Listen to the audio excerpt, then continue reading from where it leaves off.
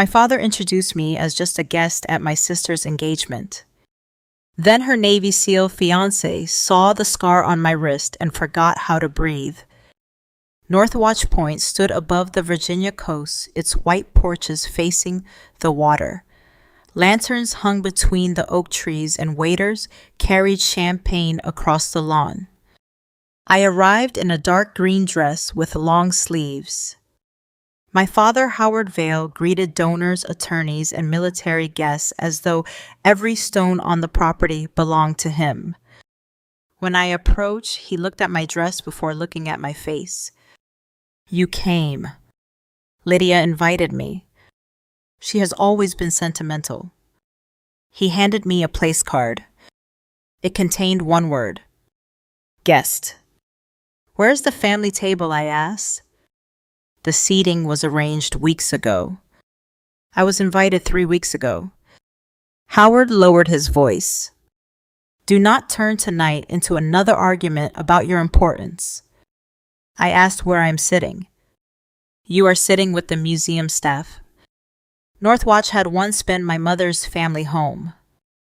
After she died, I gave my share of the land to a recovery trust for wounded service members. I had also contributed $1,450,000 from savings and investments. Yet my father stood on that property and treated my presence as an inconvenience. Lydia appeared near the terrace wearing a pale blue dress. She hugged me quickly. "I am glad you came." Father seated me as a guest. Her eyes moved toward him. "He planned everything." "That does not answer me." "This is not the night to fight." I have not raised my voice. "I know." She touched my arm. "Please, Adrienne, just let tonight be peaceful." Peace had become the word my family used when they wanted my silence. Before I could answer, Mason Kincaid joined us. He wore a navy suit, but his posture carried the unmistakable discipline of someone still serving. Lydia smiled. "Mason, this is Adrienne." My father stepped between us. "She is Lydia's older sister, technically." Mason looked confused. "Technically," Howard gave a small laugh. "She is just a guest tonight, an old family obligation." Lydia stared into her champagne glass. She said nothing. I held Mason's gaze. "Congratulations on your engagement." "Thank you, ma'am." He offered his hand. When I reached for it, my sleeve moved above my left wrist. The scar curved around the inside of my arm in 2 hooked lines. One section remained raised where a metal latch had cut through tendon and skin. Mason's fingers stopped around mine. His smile vanished. He turned my wrist carefully without tightening his grip. "Ma'am." I pulled my hand back. His face had lost color. "Is that you?" Several nearby conversations slowed. "I do not know what you mean." Breakwater echo. My father exhaled impatiently. "Mason Adrienne has spent her life collecting dramatic stories." Mason did not look at him. "The second rescue boat," he said. "The surgeon wore a smoke mask. Her wrist was cut by the hatch." I remained quiet. His voice became softer. "She used her watch strap to secure my line because the medical clamp was gone." I looked toward the water. "I was the surgeon on the second boat." Mason stepped backward. For one moment, he looked less like a decorated officer and more like the injured man I remembered beneath emergency lights. "Colonel Vale." "Yes." He straightened. Every person close enough to hear became silent. My father tried to laugh. "Adrienne has always allowed people to exaggerate her military career." Mason turned toward him. "I was there, sir." Howard lost the smile. Mason reached inside his jacket and removed a dark challenge coin. One edge had been scorched black. He placed it in my palm. The engraving on the back read, "For Colonel Vale. You kept the tide from taking us." "I carried this for 12 years, he said. "No one would give me your name." The operation remained restricted. I remembered the scar. He looked toward the Northwatch sign above the terrace. "Howard told me Colonel Vale had no connection to this property." My father's face tightened. "She has not participated in managing Northwatch for years." "That was not what you told me." "Mason, this is a family matter." "You used my service record in the grant presentation." Lydia looked sharply at him. "What grant presentation?" Howard stepped closer. "We are not discussing business during your engagement." Mason did not move. "You said Northwatch was your program. You said Adrienne was once a troubled resident your family supported." I looked at my father. "You called me a resident." Howard's tone became careful. "You underwent a difficult recovery. The wording simplified your relationship to the program." "I founded the program." "You donated property. I built the organization." "I created the trust." "You left me to manage it." "Temporary management is not ownership." Howard looked around at the guests. "This is exactly why I did not seat her with the family." 12 years earlier, Operation Breakwater Echo began with an explosion aboard a support vessel operating offshore. Fire spread through the lower compartments. One rescue craft overturned. Several men became trapped behind a damaged bulkhead as seawater entered.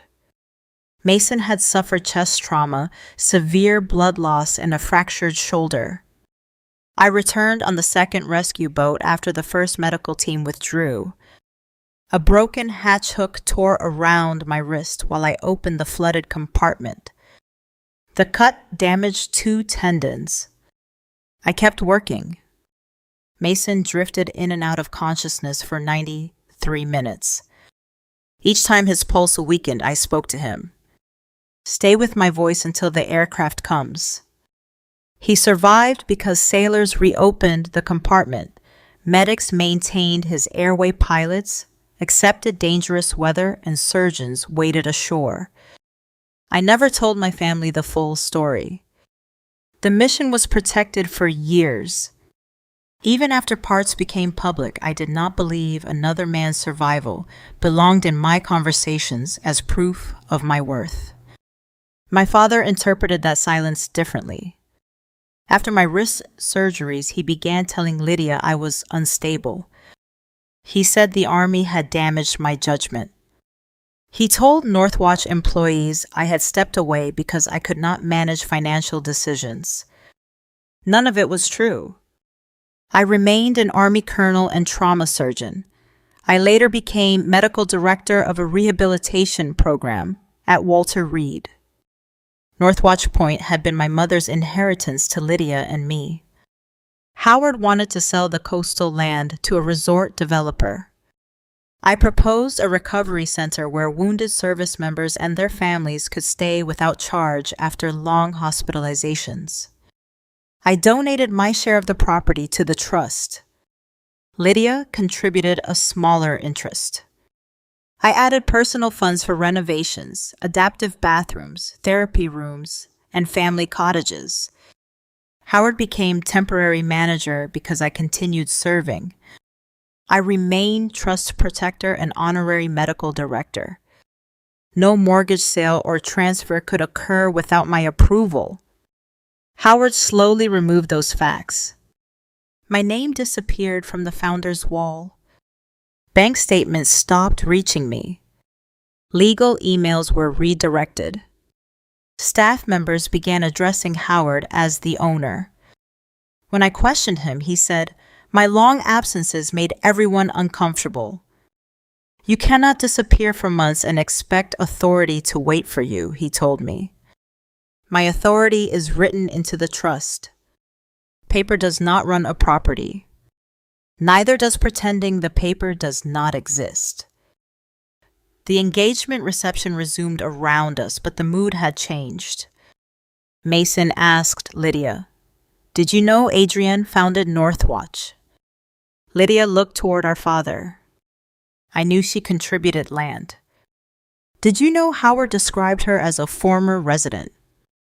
"No." "Did you know the house was being presented as our engagement gift?" Her face paled. "He said the main house would become ours after the wedding." "It belongs to the trust," I said. Howard raised one hand. That arrangement was still being finalized. "With whose authorization?" He did not answer. A woman crossed the terrace carrying a sealed document case. Beatrice Hollowell had served as my mother's estate attorney and co-trustee of Northwatch. She stopped beside me. "I have been trying to reach you. My contact information has not changed. Your trust correspondence was redirected to Howard's office." She looked at the place card in my hand. "Guest." Her expression hardened. Beatrice opened the case only after Special Agent Naya Calder arrived from the parking area. Nia worked with the Defense Criminal Investigative Service and had already been reviewing Northwatch's federal funding. The engagement guests moved back as the documents were placed on a reception table. The first was the original Northwatch Trust Agreement. My mother's final handwritten letter rested beneath it. Adrienne. A home should never become more important than the people it shelters. Keep this place useful. Do not let anyone turn belonging into ownership. The next document confirmed my contribution. The land had been valued at more than $7 million. My additional investment totaled $1,450,000. Howard had no ownership interest. He possessed temporary administrative authority only. Beatrice placed a brass key beside the documents. It opened the main house office. My mother had left it to me. Howard stared at it. I thought that was lost. "You told me Adrienne had taken it," Beatrice said. Then she opened the bank notice. Northwatch Point had been pledged as collateral for a loan of $11,200,000. The borrower was a marina development company owned by Howard. My electronic signature appeared on the trust authorization. I had never seen it. Nia placed another file beside the loan. It was a resignation letter stating I had abandoned my role 3 years earlier because combat trauma made me incapable of managing money. The signature had been copied from an old medical release. The psychological evaluation attached to it came from a doctor who had never examined me. Howard spoke before anyone asked. Adrienne was struggling. I acted to protect the trust. "You used the trust to finance your marina," I said. "The marina would produce income. Northwatch was created to house recovering families, not secure your private development." Mason opened the promotional package Howard had asked him to sign. The letter described Northwatch as Howard's creation. It called me a former resident suffering from post-combat instability. It also claimed Mason recovered through treatment methods developed at Northwatch. He looked at Howard. "I have never received treatment here." The letter was only a draft. "My signature is already attached." Nia examined the page. "It appears to have been copied from your engagement guest agreement." Lydia placed one hand over her mouth. Beatrice opened the final folder. It contained a federal grant application for $4,800,000. The application listed Colonel Adrienne Vale, Active Medical Director, Sole Trust Protector, My military biography program model and credentials appeared on nearly every page. Howard had introduced me as a guest with no connection to Northwatch. But when lenders and the federal government required legitimacy, I became indispensable again. Mason looked at my father. You removed her from the family table. Then he touched the grant application. But you kept her name everywhere money could see it. My father opened his mouth. For the first time that evening, no words came. My father opened his mouth. For the first time that evening, no words came. Special Agent Nia Calder asked the hotel staff to close the terrace doors and preserve the engagement records. Howard recovered first. This is a family dispute involving old documents. Nia placed the federal grant application inside an evidence sleeve. It stopped being only a family dispute when military credentials, copied signatures, and federally funded property entered the record. Lydia stood beside Mason. Her face had gone pale. Dad, did you use Mason's signature? Howard looked at her. The letter was never submitted. Nia answered for him. It was attached to the grant package received 6 weeks ago. Mason removed the engagement guest agreement from his pocket. His signature appeared at the bottom. The same signature had been lifted and placed beneath a statement praising Northwatch's treatment program. I signed permission for event photographs, he said. I did not endorse medical services I never received. Howard turned toward me. You could end this before it destroys Lydia's engagement. I did not create the documents. You know what public investigations do to families. I know what hidden loans do to trusts. Lydia looked down. Once again, she said nothing. That silence hurt more after Mason had spoken. Nia separated us before further interviews. I was driven to a secure office at Naval Station Norfolk. The room overlooked a gray stretch of harbor, but the blinds remained closed. Rear Admiral Teresa Wynne entered carrying a thin archive box. She had served as a senior Navy medical officer during Operation Breakwater Echo. Her hair had silvered since I last saw her, but her voice remained precise. Colonel Vale. Admiral. She placed the box on the table. Lieutenant Commander Kincaid requested confirmation that you were the surgeon aboard the second rescue craft. I assumed the record was still limited. Most operational details remain protected. Your medical role and the casualty timeline were cleared years ago. Mason entered behind her. He held a warped plastic card between 2 fingers. Saw had faded the ink around its edges. I kept this in my deployment case, he said. It was an emergency treatment card from Breakwater Echo. My handwriting covered both sides. Pulse checks, blood pressure, oxygen status, medication times. At the bottom, I had written, patient responds to voice, continue verbal contact during transfer. The time beside my final entry was 3:51 in the morning. Mason placed the card in front of me.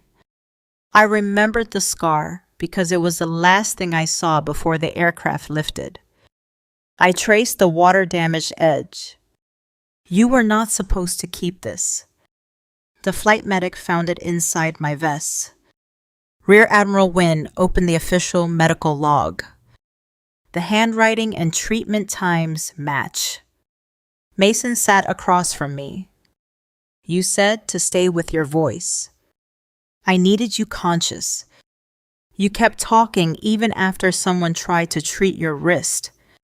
I could still use the hand. You were bleeding onto the deck. Others were bleeding more. He looked toward the card. That is how I knew it was you. The scar, The way you still make the rescue sound like everybody's work except yours. I let the words settle. Accepting my part did not mean taking ownership of the survival. I was there, I said. You were. Rear Admiral Wynne closed the archive. That fact may matter beyond the operation. Northwatch's federal application uses treatment protocols attributed to you. I never authorized that. We know. Nia returned with Beatrice and a financial examiner. They began with the original trust documents. Northwatch Point Recovery Trust had been established 9 years earlier. My contribution included land valued above $7 million and $1,450,000 in personal funds. The trust agreement named me protector and honorary medical director. Howard held temporary administrative authority. He could manage maintenance staffing and routine contracts. He could not mortgage, sell, transfer, or commercially develop the property without my written approval and Beatrice's independent confirmation. Beatrice had confirmed nothing. The loan authorization contained both our signatures. Neither was genuine. The examiner enlarged the digital files. My signature came from a Walter Reed medical release. Beatrice's came from an older property tax filing. The electronic approval had been processed using a security token assigned to my trust office. I had not used that token in more than a year. Where was it stored? Nia asked. In a locked cabinet at Northwatch. Who had access? Howard had a management key. He was not authorized to open the protected drawer. Northwatch security footage showed him entering the office during a weekend closure. He carried no folder when he entered. He carried one when he left. The token registered the mortgage approval 27 minutes later. The $11,200,000 loan moved into a marina development company controlled by Howard. From there, money paid architects, zoning consultants, and a deposit on waterfront equipment. The trust received no payment. The marina project would also limit access to the quiet shoreline used by recovering families. Howard called it an investment. The records called it collateral extraction. Nia opened the resignation file. It claimed I stepped down 3 years earlier after psychological trauma impaired my judgment. The named physician was Dr. Calvin Rusk. I had never met him. Payment records showed Howard's development company paid Dr. Rusk $75,000 in consulting fees 2 months before the evaluation appeared. The report used phrases copied from a general article about combat stress. It contained no examination date test results, clinical interview, or treatment history. Walter Reed records documented the opposite. I remained medically fit for duty. My performance reviews described sound judgment, stable memory, and continued leadership of a national rehabilitation program. My father had not misunderstood my health. He had purchased language that made my authority easier to remove. The grant application revealed another contradiction. Howard told guests I had no role at Northwatch. The federal submission called me active medical director, founder, trust protector, and principal clinical architect. My biography appeared beneath photographs of the property. My treatment model appeared in the program description. The application requested $4,800,000. Mason's biography appeared as proof that Northwatch methods helped elite service members recover. He had never stayed there. He had never received treatment there. His signature came from the event agreement. An internal email from Howard said, Mason gives us the SEAL story. Adrienne gives us the medical credibility. Neither needs to know the full application. Another email instructed the project team, keep Adrienne off the property until the loan closes. Her face creates questions. I read that sentence twice. My face created questions because some employees still remembered who founded the trust. Lydia contacted Nia the next morning. She surrendered messages from our father. One thread discussed the main house. Howard wrote, "The house will be yours after I complete Adrienne's legal removal." Lydia answered, "I thought the trust owned it." Howard replied, "Trusts are paperwork. Family decides what property is for." Another message warned her not to tell me about the engagement until the guest list was finalized. If Adrienne comes early, she will turn the house into a board meeting. Lydia had known he wanted me kept away. She claimed she did not know about the loan or false medical report. Nia believed the messages supported that distinction. Knowing about exclusion was not the same as knowing about fraud. It was still a choice. Through my attorney, I sent Howard a limited proposal. I would not seek control of daily operations. I would not demand the engagement be canceled. I would not ask Lydia to surrender her relationship with Mason. If Howard canceled the loan, returned every trust record, withdrew the grant application, and transferred management to an independent board, I would support an orderly transition. He interpreted restraint as fear. The next morning, his attorney sent a new confirmation agreement. It carried a date from 3 years earlier. The document stated that I voluntarily resigned, approved the mortgage-authorized use of my military record, and transferred the main house to Lydia. My copied signature appeared on every page. Howard added a personal message. "Sign this and I will introduce you properly at the wedding." Nia examined the metadata. The file had been created at 7:14 that morning. My signature image was added 14 minutes after my attorney sent the transition proposal. Howard had created 3-year-old permission after learning the original permission could not be verified. Beatrice brought me to Northwatch 2 days later under investigator supervision. The residents occupied the smaller cottages beyond the main house. A Navy family sat on one porch while their injured son attended therapy in Norfolk. A Marine wife folded laundry beside a sleeping child. None knew the property had been placed beneath an $11 million loan. Inside the main house, Lydia waited alone. The engagement decorations were gone. She held my place card. "Guest." "I should have spoken," she said. "Yes. I thought if I challenged him, he would take back the house." "He could not give you the house." "I know that now." "You knew I was your sister before Mason asked." Her eyes filled. "I was afraid he would ruin the engagement." "Your silence did not lock me outside." I touched the place card. "But it helped him believe he could." She offered it to me. I saved the messages. "That was the right thing." "Do you forgive me?"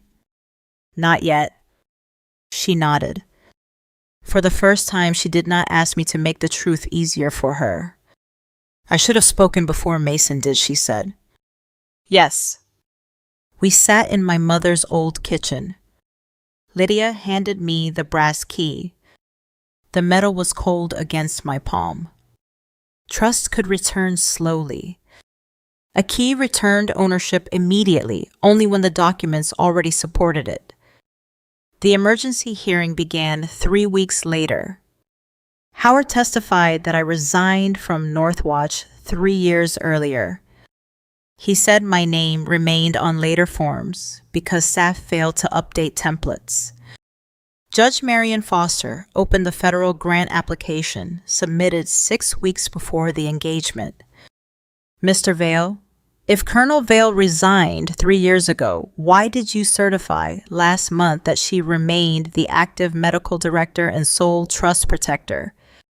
Howard adjusted his glasses. That was an administrative error. The judge turned to the mortgage file. Then why did the bank require her authorization before lending $11,200,000? Howard looked toward Lydia. This time she did not lower her eyes. Howard looked toward Lydia. This time she did not lower her eyes. Judge Marion Foster waited. Was Colonel Vale's authorization required for the loan, she asked. Howard adjusted the papers before him. The bank preferred her signature because she was listed in older trust documents. Preferred. The judge opened the original agreement. This document states that no mortgage sale or commercial use may occur without her written approval and confirmation from the independent co-trustee. Howard glanced toward Beatrice. Northwatch needed new revenue. That was not my question. His shoulders tightened. Yes, her authorization was required. Judge Foster looked at me. Colonel Vale, did you approve the loan? No, Your Honor. Did you resign as trust protector? No. Did you authorize the use of Northwatch as collateral for a private marina? No. The judge turned back to Howard. If Colonel Vale was merely a guest with no authority, why did every lender grant officer and federal application identify her approval as indispensable? Howard did not answer. Special Agent Nia Calder approached the evidence table. She placed my place card beside the original trust agreement. Guest. The word looked smaller beneath the courtroom lights. Next came the brass key, the false resignation, the psychological evaluation, the security token logs, the mortgage documents, the federal grant application, Mason's copied endorsement, and the agreement Howard created after the engagement. Howard's attorney argued that my absence had forced practical decisions. Nia opened the email archive. One message from Howard read, "Keep Adrienne off the property until the loan closes. Her face creates questions." Another said, "Mason gives us the SEAL story. Adrienne gives us the medical credibility. Neither needs to know the full application." Judge Foster read both messages slowly. "You did not consider Colonel Vale absent when her credentials brought money." Howard leaned toward his microphone. "I maintained the trust for years, while she chose the Army over her family. I served while you agreed to manage property you did not own," I said. "You were never here. I was not required to surrender authority because I was deployed. You expected everyone else to carry your responsibilities. I funded Northwatch and continued directing its medical standards. You wrote checks. I donated more than $8 million in land and personal assets." His face reddened. "You always reduce family to records." "No, records became necessary after you changed the family story." The judge instructed us not to address each other directly. Nia called the financial examiner. He explained how the $11,200,000 loan entered Howard's Marina Company. None of it funded Northwatch. The money paid zoning consultants, architects, waterfront equipment, deposits, and legal fees tied to commercial development. Northwatch remained responsible if the marina failed. The project also required restricting part of the shoreline used by recovering families. Howard called it future income. The examiner called it unauthorized risk placed on charitable property. Beatrice testified next. "Did you approve the mortgage?" Nia asked. "No." "Is this your signature?" It is an image of my signature copied from a tax filing.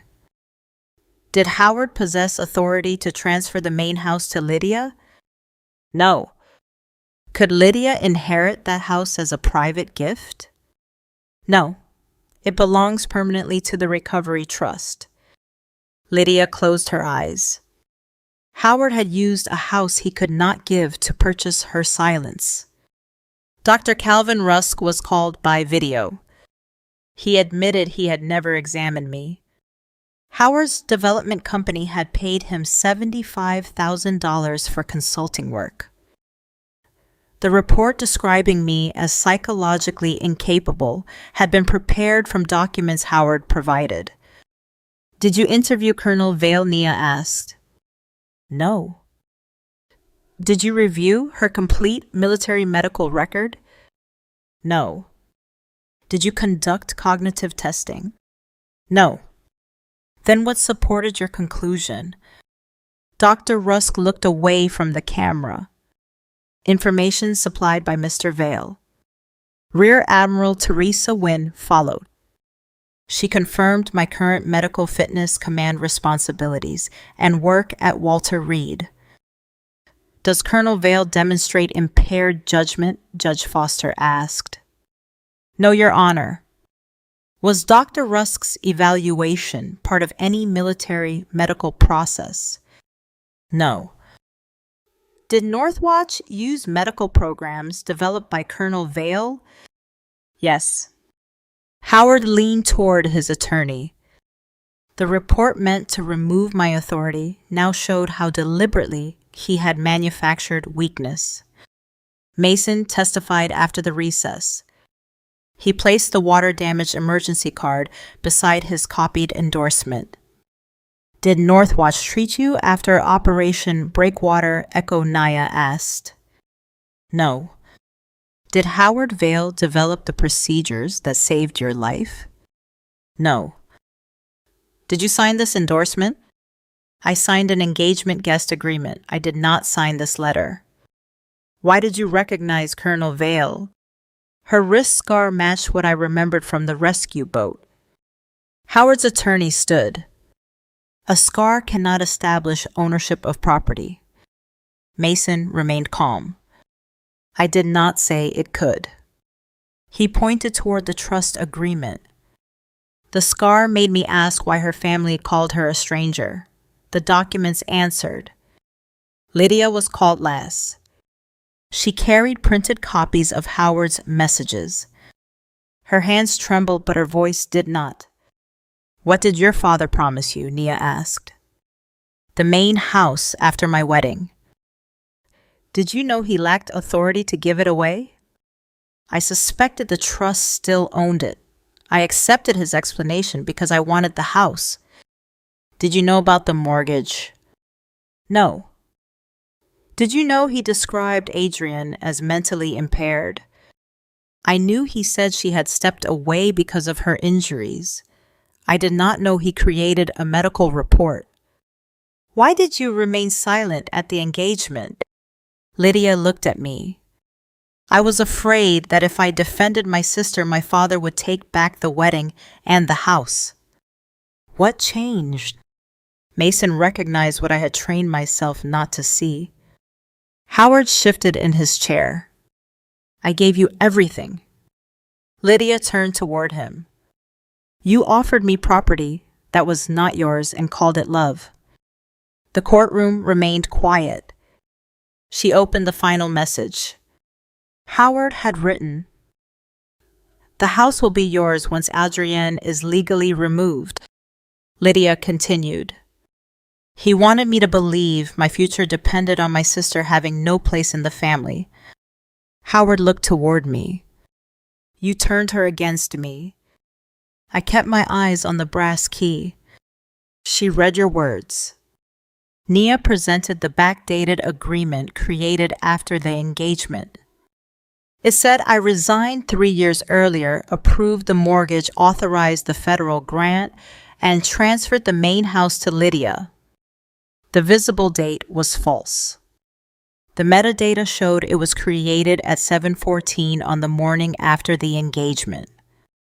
My copied signature was added 14 minutes after my attorney offered Howard an orderly transition. Judge Foster held the document. If Colonel Vale approved these actions 3 years ago, why was the approval created the morning after she challenged them? Howard's hand moved toward his water glass. He missed it on the first attempt. I was reconstructing a prior understanding. Where's the original? There was no formal original. Who witnessed the understanding? No one. Why did you ask her to sign it after the loan was discovered? He remained silent.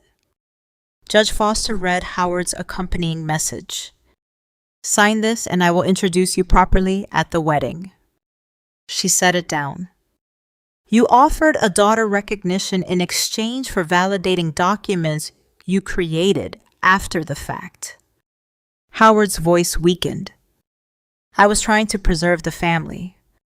You preserved her name wherever it produced money and removed it wherever it produced authority. The court suspended Howard's control of Northwatch immediately. An independent receiver was appointed. The mortgage was frozen and later invalidated because the required approvals were forged. Northwatch was released from the marina debt. The commercial project stopped. The $4,800,000 federal grant application was withdrawn for investigation.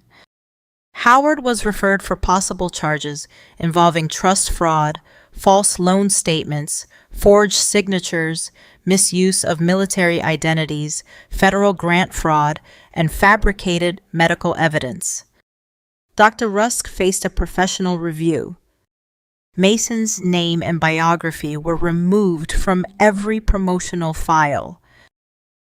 The engagement expenses Howard charged to Northwatch were repaid from accounts under his control.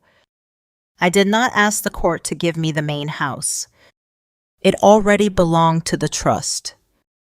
I did not become Northwatch's daily manager. A new independent board took over operations. Beatrice remained co-trustee until the transition was complete. My father wrote to me 6 months later. He said he had protected the property because I was always away serving people who were not family. I answered once, "You did not keep the family together. You kept my name on the forms and removed me from the room." After that, all communication went through attorneys. Being my father did not give him permanent access to my life. Forgiveness, if it ever came, would require truth restitution and change without conditions. Lydia did not ask me to forget. She cooperated with investigators, surrendered every claim to the main house, and attended counseling with Mason. Trust returned through repeated actions, not one apology. They married the following year on a public beach. No trust money paid for it. The ceremony was small. At the family table, my place card read, Colonel Adrienne Vale, sister of the bride. I wore short sleeves. The scar remained visible beneath the evening sun. Mason looked at it once, then met my eyes. "Do you remember the first time I called you, ma'am?" "I remember when you asked the question everyone else avoided." Lydia reached across the table and held my hand. "You were never just a guest." Her voice trembled. I was simply too afraid to say it. I did not tell her everything was forgiven. I stayed at the table. That was honest enough for a beginning. Northwatch reopened its shoreline to recovering families. We created the Unlisted Founder Project for service members whose relatives used their names, injuries, or credentials while denying them authority. My father had removed my name from the room but kept it on every form that brought him money. A scar did not prove I belonged. It made one honest man ask why others said I did not. Recognition opened the door. Records decided who had the right to remain. Family should never introduce you as temporary while treating your name as permanent collateral. And silence may prevent an argument, but it can also become furniture inside a lie. If someone excludes you in public while using your identity, labor credentials, or property in private, preserve the documents. Belonging should never depend on whether the person controlling the guest list is willing to speak your name. I would be honored if you shared this story with someone who has been treated like a stranger inside something they helped build, and joined me again for another story about dignity, evidence, and the courage to take your rightful seat.